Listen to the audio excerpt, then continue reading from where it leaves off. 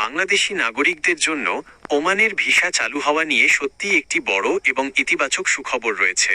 Oman সরকার বাংলাদেশিদের জন্য সাধারণ ওয়ার্ক ভিসা বা শ্রম ভিসা চালুর বিষয়ে চূড়ান্ত আলোচনা ও প্রক্রিয়া শুরু করেছে।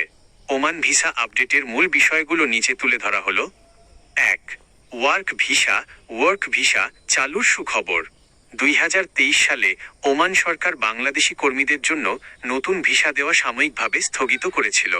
তবে ওমানের শ্রমমন্ত্রী মাহাদ বিন সাইদ বিন আলী বাওয়াইন জানিয়েছেন, অবৈধ বা অনিয়মিত কর্মীদের বৈধকরণ এবং অভ্যন্তরীণ শ্রমবাজারের নীতি পর্যালোচনার কাজ প্রায় শেষ।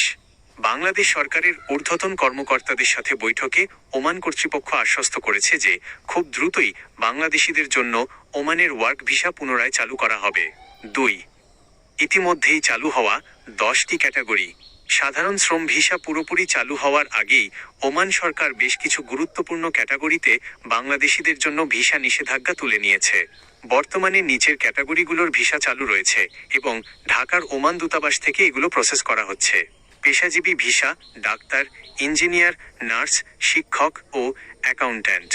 পারিবারিক ও ভ্রমণ visa, family visa, official visa এবং উচ্চ আয়ের পর্যটকদের জন্য ট্যুরিস্ট ভিসা। অন্যান্য জিসিসি বা মধ্যপ্রাচ্যের অন্যান্য দেশে বসবাসরত বাংলাদেশিদের জন্য ওমানের ভিজিট ভিসা এবং ইনভেস্টর বিনিয়োগকারী ভিসা।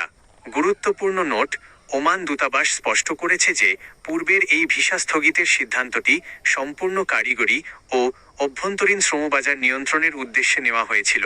এর পেছনে কোনো রাজনৈতিক কারণ ছিল না। আপনার কি ওমানের নির্দিষ্ট কোনো ক্যাটাগরির ভিসা বা প্রয়োজনীয় কাগজপত্র সম্পর্কে জানার আগ্রহ আছে?